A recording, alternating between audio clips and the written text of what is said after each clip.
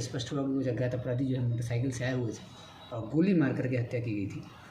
तो इसके बाद एसआईटी बनाई गई थी। एसडीपीओ रोसड़ा शिवम कुमार के नेतृत्व में एसआईटी कार्य कर रही थी और सीआई रोसड़ा जो हैं सुनील कुमार और एसएचओ रोसड़ा और एसएचओ शिवाजी नगर, ये 4 लोगों ने इस घटना में, और डीआईयू से अरविंद कुमार, 5 लोगों ने इस घटना का उद्भेदन किया है। जैसे ये घटना हुई उसके बाद परिवारजन, जो मृतक के परिजन थे, वो तुरंत अपने ही गांव के दूसरे समुदाय के लोगों पर आरोप लगा रहे थे और लॉ एंड ऑर्डर की स्थिति भी वहाँ पर उत्पन्न हुई थी। कुछ लोगों को घर में घेर करके और मारपीट करने का प्रयास किया गया था, लेकिन जब तक पुलिस वहाँ पहुँच गई थी तो वो सफल नहीं हो पाए थे। तो कुछ जो वहाँ पर गाँव में 2-3 समुदाय रहते हैं, तो एक समुदाय के लोगों को घेर करके मारने का प्रयास किया जा रहा था, लेकिन पुलिस जब पहुँच गई थी तो बहुत अच्छा कार्य करते हुए उन सब लोगों को अच्छे से रेस्क्यू किया गया था और परिजनों का जो आक्रोश था उसको शांत कराया गया था कि इसका इन्वेस्टिगेशन होगा, डिटेक्शन होगा और जो अपराधी है उसको जेल भेजा जाएगा, और एसआईटी बनाने की बात उन तक पहुंचा दी गई थी। इस आश्वासन में उन लोगों के द्वारा बॉडी को हटाया गया और जो दूसरे समुदाय के लोग थे उनके घरों पर हमला नहीं किया गया था और फिर आगे बॉडी को डिस्पोजल कराया गया और हम लोगों ने अनुसंधान प्रारंभ किया था। एसडीपीओ रोसड़ा ने अनुसंधान इसका किया है पूरा और घटना का खुलासा भी किया है।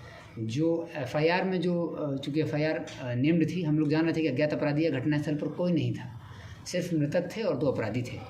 काकरघाट के पास अनजान सुनसान जगह पर गोली मारी गई थी, लेकिन फिर भी परिजनों को जिस पर शक संदेह था उनका नाम दिया था। गांव के ही करीब 12 लोगों का नाम दिया था, उसी गांव के थे। और जो घटना का कारण परिजन ने बताया था वो ये था कि लड़का लड़की का एक मैटर हुआ था। एक लड़की एक लड़के के साथ कुछ दिन पहले भागी थी। 2 अलग अलग समुदाय थे। मृतक जिस समुदाय थे उससे उस समुदाय के लोग थे और दूसरे समुदाय के लोग थे, जिन पर दोनों समुदायों के बीच में लड़का लड़की का मामला हुआ था, जिसको लेकर के मृतक के परिजनों का आरोप था कि दूसरे समुदाय के लोगों ने इनको आकर के मारा है। लेकिन हम लोग इस कारण से बहुत संतुष्ट नहीं थे, चूँकि ये घटना जो है, जो लड़का लड़की का मैटर था वो सुलझ चुका था, लड़की बरामद भी हो चुकी थी, उसका बयान भी हो चुका था और वो मामला डाउन कर चुका था। तो इसके बाद फिर अन्य पहलुओं पर एसआईटी ने कार्य किया और कार्य करने के बाद इस पूरी घटना का खुलासा हुआ यूँ था कि इस घटना का तार जुड़ता है 40-50 साल पहले की। 40-50 साल पहले उस गाँव में एक ज़मीन थी जो कि पुरुषोत्तम चौधरी और इनके फरीक लोगों की थी।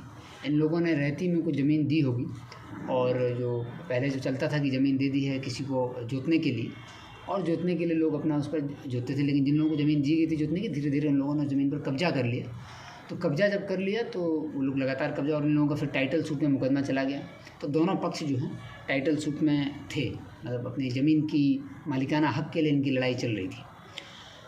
और जो संतोष पासवान समिति सदस्य थे, इनका रसूख उस एरिया में काफ़ी बढ़ता जा रहा था।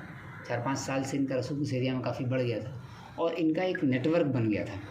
ये जैसा अभी हम लोग को जब अनुसंधान खुलासा हुआ तो पता चला कि शराब का छोटा मोटा कारोबार जो लोग वहाँ करते हैं, उन लोगों से संतोष पासवान जो है एक तरह का टैक्स लेते थे, लेवी लेते थे। चूँकि इनका रसूख और दबंगई उस क्षेत्र में काफ़ी बढ़ गई थी, तो ये अपना टैक्स कलेक्शन का एक तरह का कार्य करते थे कि इनकी परमिशन के बिना कोई इस कार्य नहीं कर पाएगा।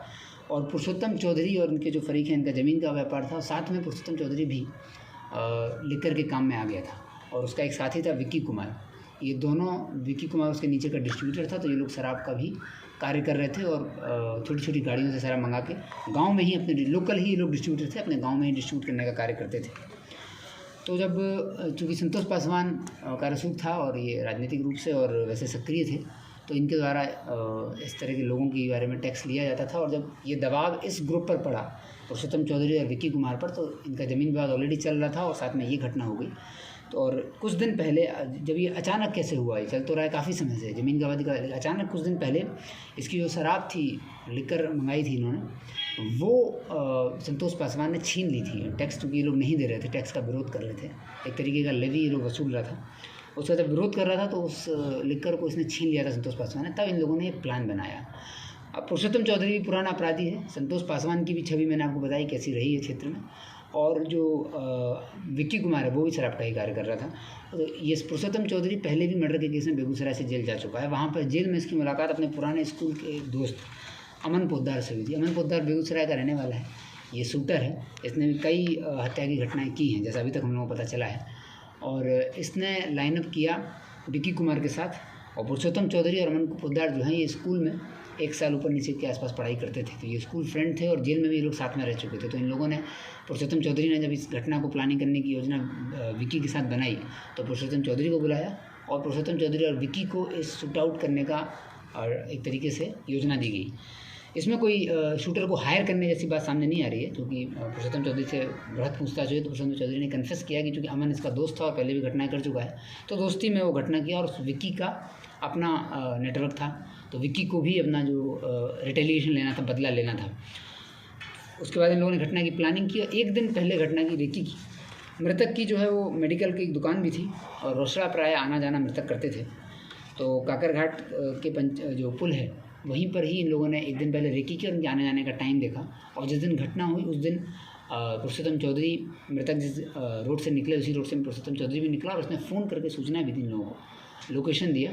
और उसके बाद ये विक्की और अमन दोनों एक मोटरसाइकिल से आते हैं और सुनसान जगह पर गोली मार करके आगे निकल जाते हैं।